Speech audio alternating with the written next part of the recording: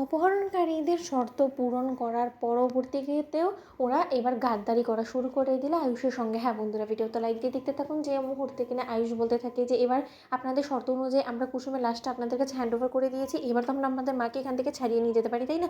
ঠিক সেই সময় অপহরণকারী যখন কিনা বলতে থাকে হ্যাঁ হ্যাঁ শিওর শিওর, ঠিক সেই সময় যখন কিনা ইন্দ্রাণী গাঙ্গুলির হাত পা খুলে দিয়ে যখন কিনা ইন্দ্রাণী গাঙ্গুলিকে নিয়ে আয়ুষ বেরিয়ে যেতে নেয়, ঠিক সেই সময় গুন্ডারা আয়ুষ এবং ইন্দ্রাণী গাঙ্গুলিকে ঘেরাও করে ফেলে। এবং দেবলীনা যখন বলতে থাকে যে এ মা, তোমরা এরকম করে থেমে গেলে কেন, বলো, যাও আয়ুষ যাও, ইন্দ্রাণী গাঙ্গুলিকে নিয়ে তুমি বেরো, তুমি তো তোমার মাকে মুক্ত করার জন্যই এখানে এসেছিলে, তাই না?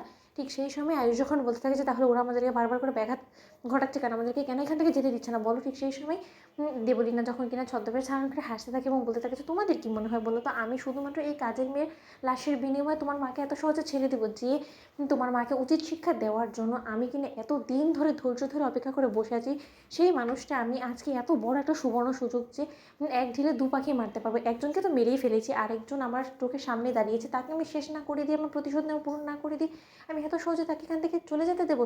তাও আবার তার নয়নের মণি আয়ুষ্মান গাঙ্গুলিকে সঙ্গে পেয়েছি, তোমাদের তিনজনকে একসঙ্গে শেষ করে দেওয়াটাই তো আমার স্বপ্ন ছিল। এর মধ্যে একজনের উইকেট আমি ডাউন করে দিয়েছি, এবার শুধু তোমরা দুজন বাকি আছো, তাহলে তোমাদের দুজনকেও শেষ করে দিই, আমি আমার শেষ খেলার চালটা দিয়ে দিই, তার পরবর্তীতে না আমি এখান থেকে জিতে বেরোতে পারবো, তাই না? ঠিক সেই সময় যখন কি ইন্দ্রাণী গাঙ্গুলি এবং আয়ুষের দিকে দেবলীনা বন্দুক তাক করে দাঁড়ায়, ঠিক তার পেছন দিক থেকে হঠাৎ করে মৃত মানুষ জীবিত হয়ে কুসুম যখন কিনা দেবলীনার উপরে হামলা করে এবং বলতে থাকে যে তার আগে যে আপনাকে আমার সঙ্গে লড়াই করতে হবে, ঠিক সেই সময় দেবলীনা যখন বলতে থাকে যে তুমি তুমি তো মরে গেছিলে, তাহলে তুমি কী করে জীবিত হলে বলো? ঠিক সেই সময় কুসুম বলতে থাকে যে আমি কুসুম সরকার, মালদার মেয়ে, এবং আমি এত সহজে শত্রুর কাছে হার মেনে নেবো সেটা আপনি কী করে ভাবলেন বলুন তো? শত্রুকে দমন করাটাই যে কুসুম সরকারের কাজ, তাই না? এবং আমি আপনার জম আপনাকে শেষ না করা পর্যন্ত আমি এত সহজে কী করে পৃথিবী থেকে চলে যাবো বলুন তো?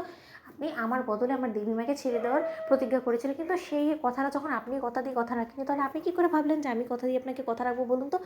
আজ দেবীমা আমি আপনার সামনে সমস্ত মুখোশ খুলে দেবো, যে এই মুখোশ পড়ার পেছনে এই মানুষটা ঠিক কী এবং তার কী পরিচয়। আপনার নিশ্চয়ই খুব বেশি খটকা লাগছে যে তার কণ্ঠ শুনে, যে আপনার মনে হচ্ছে না যে সে খুব পূর্ব আপনার পরিচিত কিনা? তাহলে আমি আপনাকে দেখাচ্ছি যে সে আসলে কী এবং কী তার পরিচয়। ঠিক সেই সময় দেবলীনার মুখোশটা টেনে ছিঁড়ে ফেলে দেওয়া মাত্র যখন কিনা ইন্দ্রাণী গাঙ্গুলি দেখতে পায় যে ও দেবলীনা, অন্যদিকে ইন্দ্রাণী গাঙ্গুলি চক্ষু চরকগাছ হয়ে যায় এবং আয়ুষ বলতে থাকে যে দেবলীনা তুমি এখানে কী করে আসতে পারো, তুমি তো জেলে ছিলে, তাই না?